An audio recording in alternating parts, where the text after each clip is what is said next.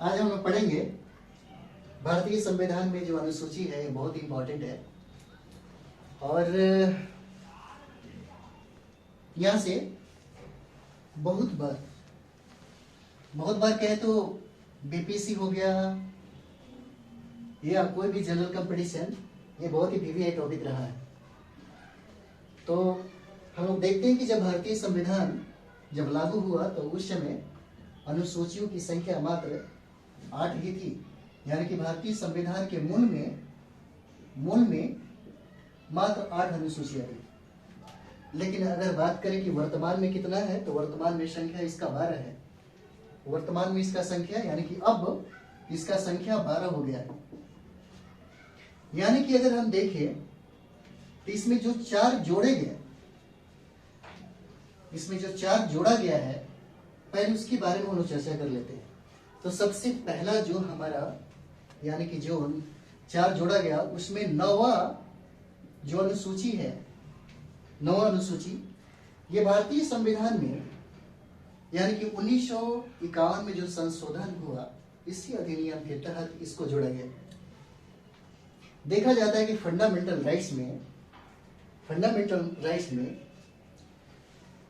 7 अधिकार दिए गए थे लोगों को, 7 अधिकार, जिसमें संपत्ति का भी अधिकार उनको मिला था। लेकिन जब भारत सरकार ने भूमि सुधार अधिनियम किया तो जिन लोगों के पास भूमि का संग्रहण था वो लोगों को लगा कि भाई हमारा संपत्ति का जो अधिकार है वो खतरे में पड़ गया है और उन लोगों ने सुप्रीम कोर्ट का सहारा लेना शुरू कर दिया। अब इस समय प्रॉब्लम क्रिएट हो गया कि भाई फंडामेंटल राइट्स में तो संपत्ति का अधिकार दिया गया है। तो भारत की संसद ने एक कानून बनाया और उसके लिए सबसे पहला जो 1951 में जो संशोधन अधिनियम लाया गया जिसे भूमि सुधार अधिनियम की बात किया गया, यानी कि 9वां कभी भूमि सुधार की भी बात करता है, भूमि सुधार की इसमें चर्चा किया गया है। यानी कि 9वीं अनुसूची में अगर संसद कोई भी कानून बना करके अगर डाल दे तो उस समय उसका कभी न्यायिक समीक्षा नहीं हो सकता था। लेकिन देखा गया कि सुप्रीम कोर्ट ने 2007 में एक डिसीजन दिया जिसमें कहा कि अगर लोगों का मौलिक अधिकार अगर खतरे में पड़ जाए या उल्लंघन होने लगे तो सुप्रीम कोर्ट न्यायिक समीक्षा भी कर सकती है। ठीक, उसके बाद देखिएगा यहाँ पे जो ये 9वां अनुसूची है ये 1951 के संविधान संशोधन अधिनियम के द्वारा लाया गया। उसके बाद हम लोग फिर आगे बात करेंगे, वो है हमारा 10वां अनुसूची। 10वां अनुसूची यानी कि 52वां संविधान संशोधन के तहत ये दल बदल कानून लाया गया। दल बदल कानून लाया गया।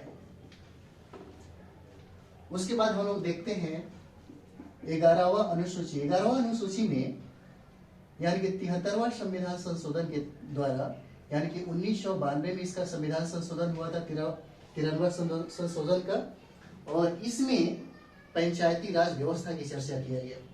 पंचायती राज व्यवस्था महात्मा गांधी का सपना था, इसलिए डीपीएसपी में यानी कि राज्य के नीति निर्देशक तत्व के अनुच्छेद 40 में भी इसका वर्णन किया गया है।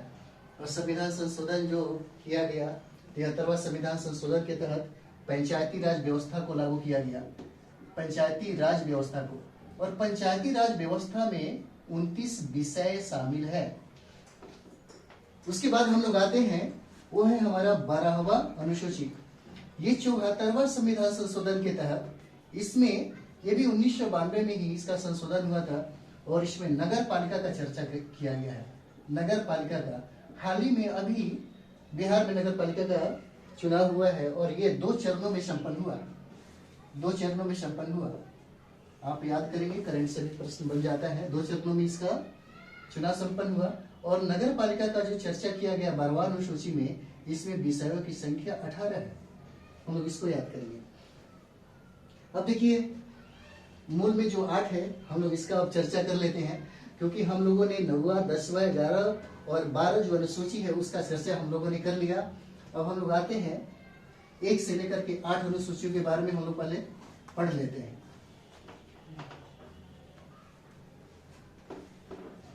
1 तो देखते हैं सबसे पहले जो हमारा प्रथम अनुसूची है, अनुसूची, उसमें राज्यों की चर्चा और केंद्र शासित प्रदेशों की संख्या किया गया है।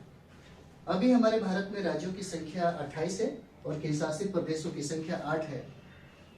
इसका चर्चा किया गया, यानी कि राज्य और केंद्र शासित प्रदेशों की चर्चा किया गया है यहाँ पे। उसके बाद हम लोग आते हैं, ये है हमारा द्वितीय अनुसूची। द्वितीय अनुसूची में यहाँ पे यानी कि वेतन और पेंशन की चर्चा किया गया है। वेतन और पेंशन की चर्चा किया गया है। सबसे पहले अगर आपको नौकरी मिल जाए तो शपथ ग्रहण के पहले ही आपको वेतन और पेंशन देना शुरू हो जाता है। तीसरा हमारा जो अनुसूची है, यह तृतीय अनुसूची है, उसमें हमारा शपथ ग्रहण का चर्चा किया गया है, शपथ ग्रहण का। और हम लोग आते हैं चतुर्थ में। चतुर्थ में देखते हैं कि यहाँ पे हमारा जो चौथा अनुसूची है, उसमें राज्यों के प्रतिनिधि के बारे में, यानी कि राज्यों के राज्यसभा के जो प्रतिनिधित्व है, इसका वर्णन किया गया है।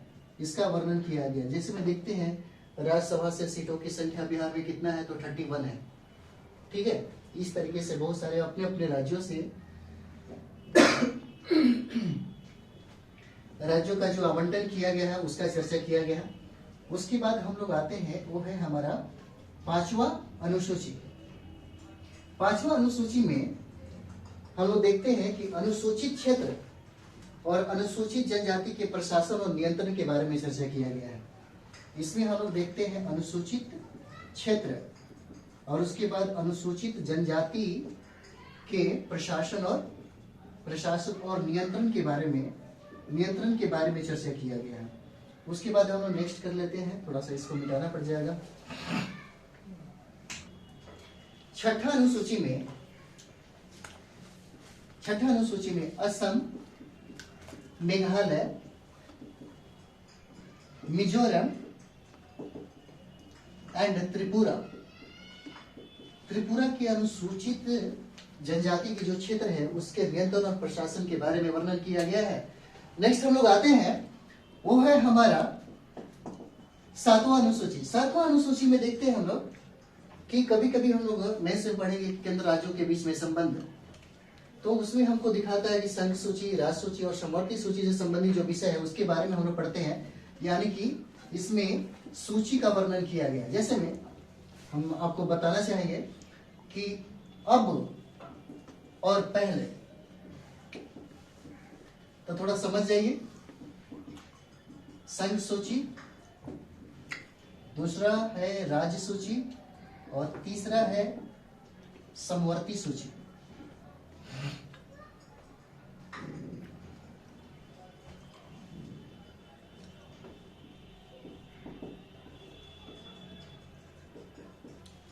तो संघ सूची में विषयों की संख्या अभी है, वर्तमान में जो संख्या है वो है 100 और पहले था 97।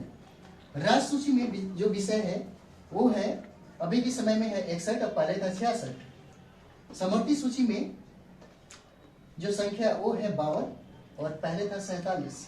हम लोग देखते हैं केंद्र और राज्यों के बीच में जब विवाद हो जाता है तो देखिएगा, संघ सूची में सिर्फ संघ को ही किसी विषय पे कानून बनाने का अधिकार है, उसी तरीके से राज्य को भी राज्य सूची के विषय पे कानून बनाने का अधिकार है।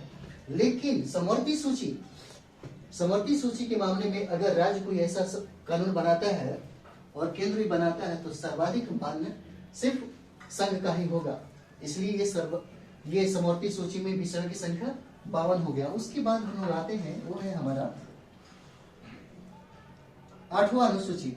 देखिए, भारतीय संविधान के मूल में भाषा की संख्या मात्र 14 थी। ये पूछा जाता है कि मूल में भाषा की संख्या कितना था, वो था मूल में इसका 14, लेकिन अब जो संख्या हो गया है वो हमारा हो गया है 22। तो लोग आगे पढ़ते हैं कि कौन सा संविधान संशोधन के तहत इसको जोड़ा गया। तो सबसे पहले हम लोग देखते हैं कि 21वां संविधान संशोधन किया गया, यानी कि 21वां संविधान संशोधन हुआ।